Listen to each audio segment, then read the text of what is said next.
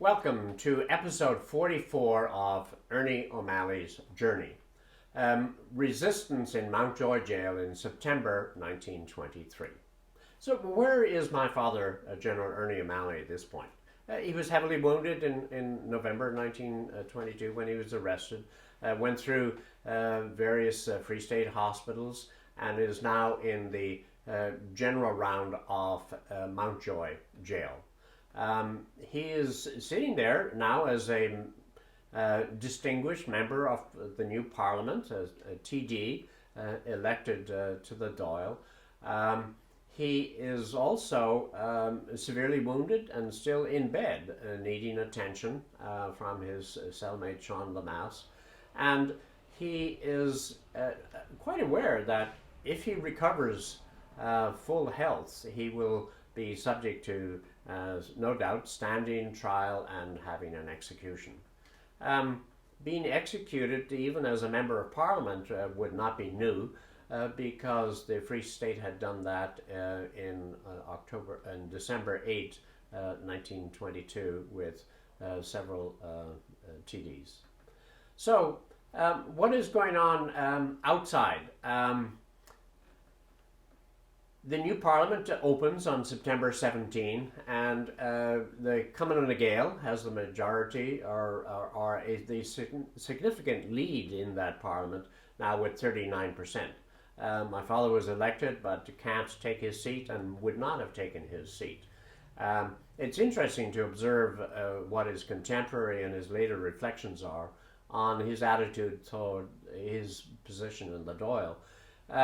He mentions to Molly Childers in his correspondence that he had no interest in participating in the Dáil, in the politics of the Dáil, and he says that also in the Singing Flame later on. He was a military person, and he wanted to serve the Republic and honor the Republic and vote for the Republic, but he didn't want to take part in the politics of the Republic.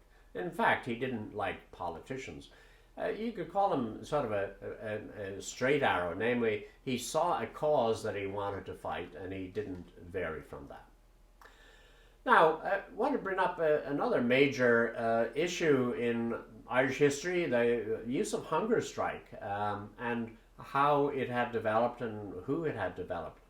Now, hunger strike for Catholics was a big thing. This is suicide, particularly if you stay to the end. And the Catholic Church, of course, was against suicide and against the hunger strike. They saw the hunger strike as a political tool, and of course had excommunicated the Republicans. And what that meant is that anyone going on hunger strike who was a Catholic could not receive the last sacraments. And they would be proclaimed by the church as they would be not going to heaven, not available.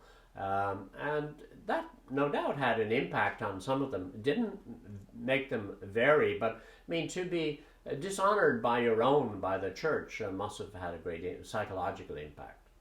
Now, several of the people whom my fathers would have known, Thomas Ashe had made a big impact on my father. He was a school teacher and was the head of the Irish Volunteers for North Dublin. And so when my father joined the Irish Volunteers in late 1916, Thomas Ashe would have been at the head of his unit. He died on September 27, 1917, and father quit classes that day, put on his uniform, and they went out to Glasnevin in uniform and did the honors for Thomas Ashe. Another significant name going into hunger strike was Terence McSweeney.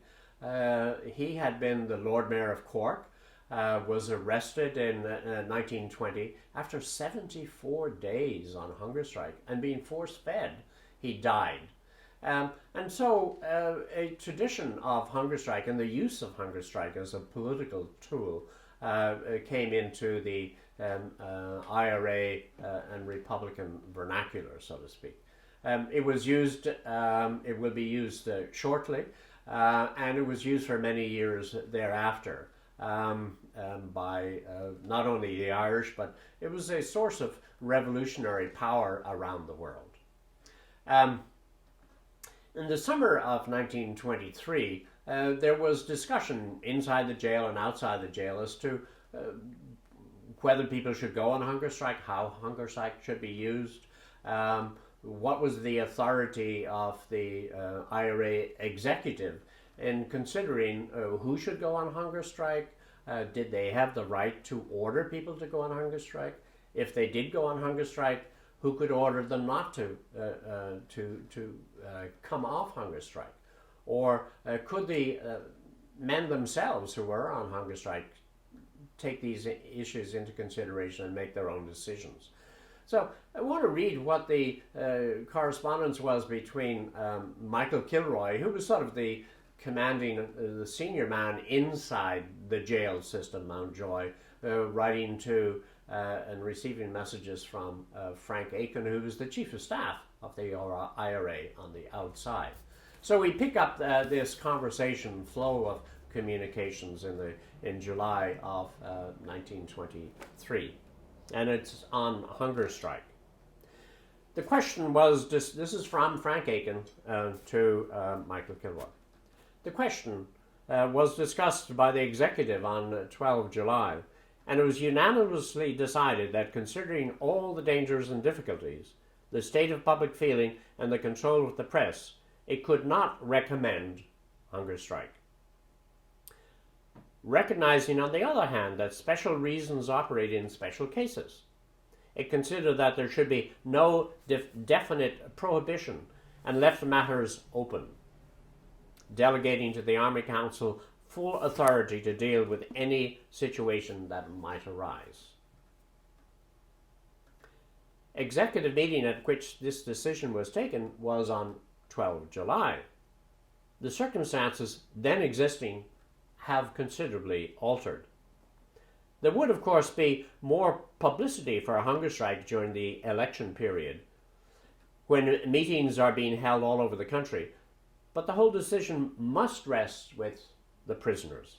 And any prisoner goes on hunger strike should realize that he must stick it to the end, and that, considering the brutal and inhumane record of the enemy, a number of them will probably die in the fight.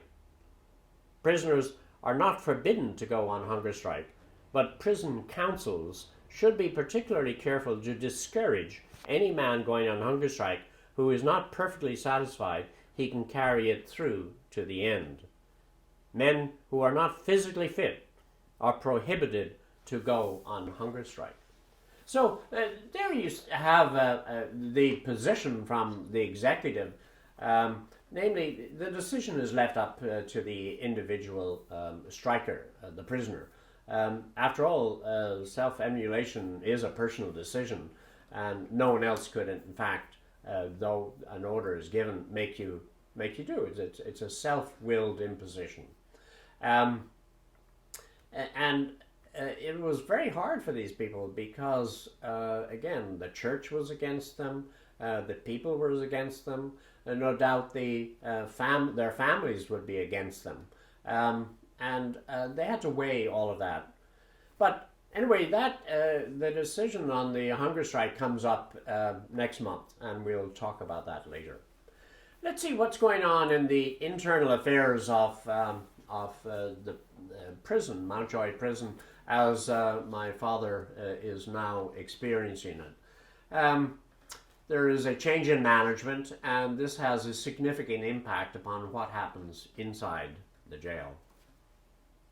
Phil Cosgrave, the governor, died, and his deputy, Paugeen O'Keefe, was replaced by Dermot McManus, who proceeded to strengthen defences. Barbed wire was festooned and increased. Sentry posts were prepared on platforms. McManus came to visit my cell, sat on the end of the bed, and talked of the Tan War, of the truce, and the attack on the forecourts.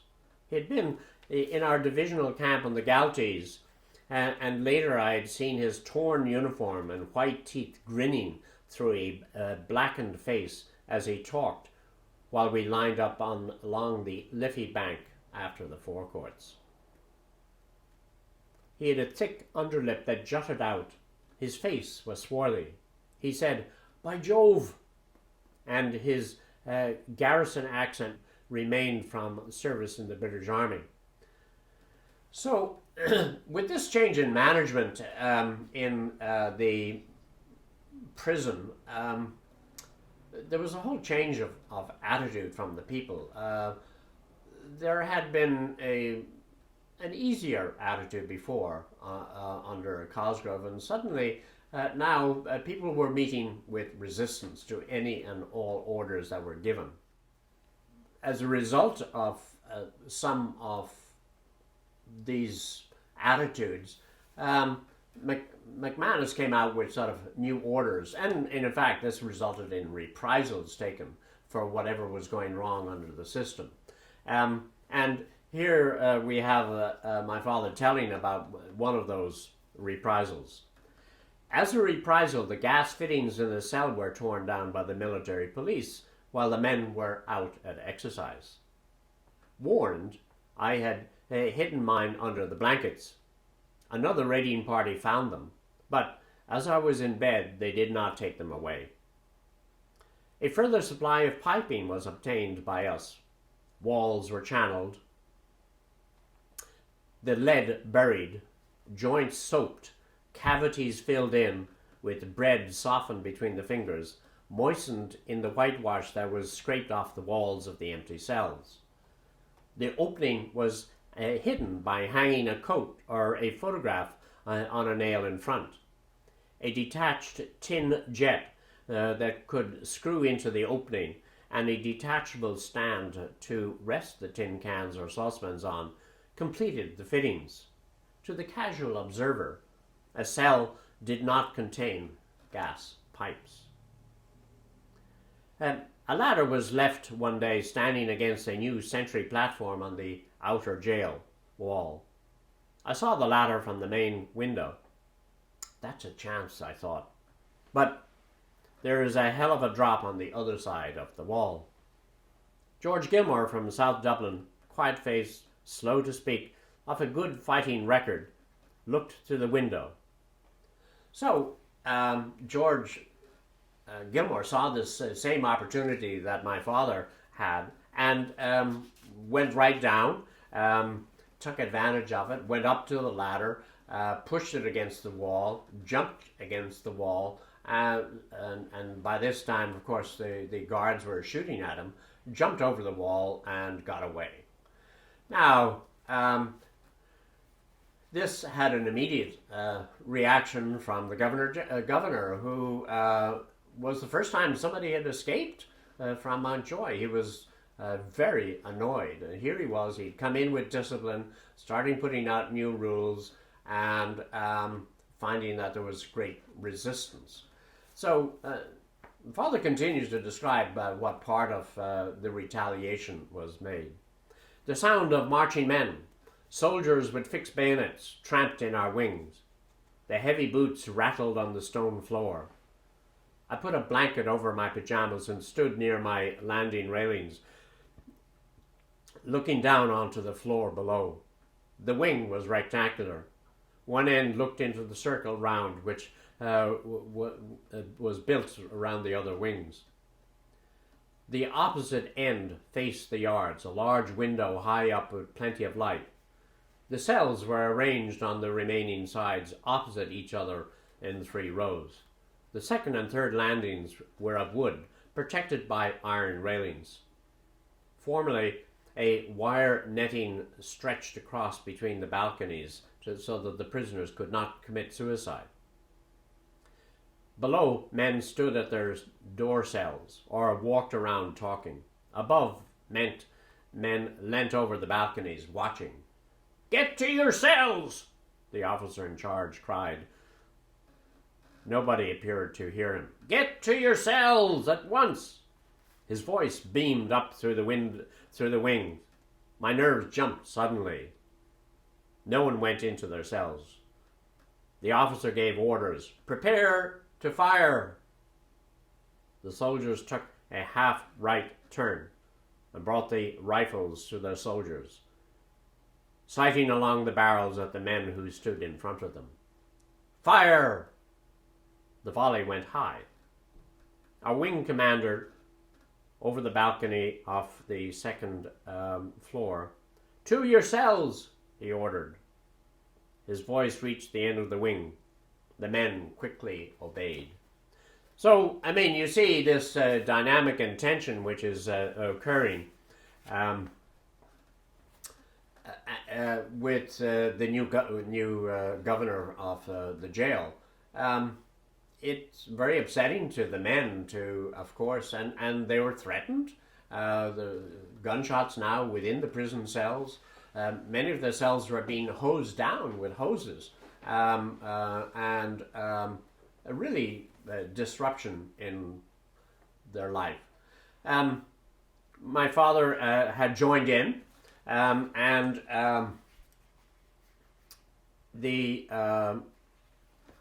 participated in it. He went there to the railings, but he couldn't stand very long, so he went back into his bed. And now immediately with the retaliations, the guards and the prison officers came around to do more inspections. And here's a story that my father tells as to what happened to him. "I placed a basin of dirty water near the head of my bed, intending to throw it at the first officer or non-commissioned officer who entered my cell in charge of a raiding party. A few of the sick men had had their cells hosed already. An officer came into my cell. Police stood at the door. 'What's your name?' he asked. I did not reply. We had been ordered not to answer any questions. 'Get out of bed. There's nothing wrong with you.' 'No, I won't.' He took hold of the rug and tugged. I raised the basin. 'If you don't let hold of that rug, I'll give you a wash.' He let go of the rug. One of the police came in near the bed. 'It's O'Malley. Nobody is going to touch him while we are here.' The officer turned and walked away. The policeman who had spoke linked arms with the others, and they stood outside the door. One of them called out, and 3 more men linked on and would not permit anyone to enter. So, there is how, my father is still on the cutting edge of resistance, doing whatever he can do. He's not down in the countryside, but he's fighting a war in prison, a war of the minds, really, of who's going to control him. What is his own perception of freedom? He wants freedom within a jail, and he's managing to fight that out fairly well. The freedom not to be executed. He handled his publicity in an extraordinary manner. He also, we see the attitude that of the men, of his comrades, and it's interesting, they had a casual relationship, but the minute that they were pushed, the old fighting resistance comes up. And the men who were able to put on plays and enjoy things and make mock fun of the elections were also able to resist. And they put on their fighting attitude as they had been trained as men of resistance. And after all, the whole issue of the IRA was to resist the British. And here, in their mind, they were in prison incorrectly, and the prison officers were the British. So resistance was in their mind regularly.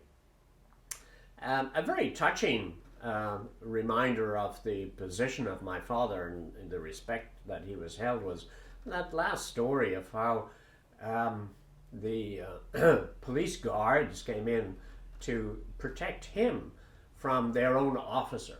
I think that's a very telling remark of how high a regard he was held. Anyway, next month, join us for the hunger strike in Mountjoy. This is when it all comes to pass, and to watch the story of hunger strike evolving in October 1923.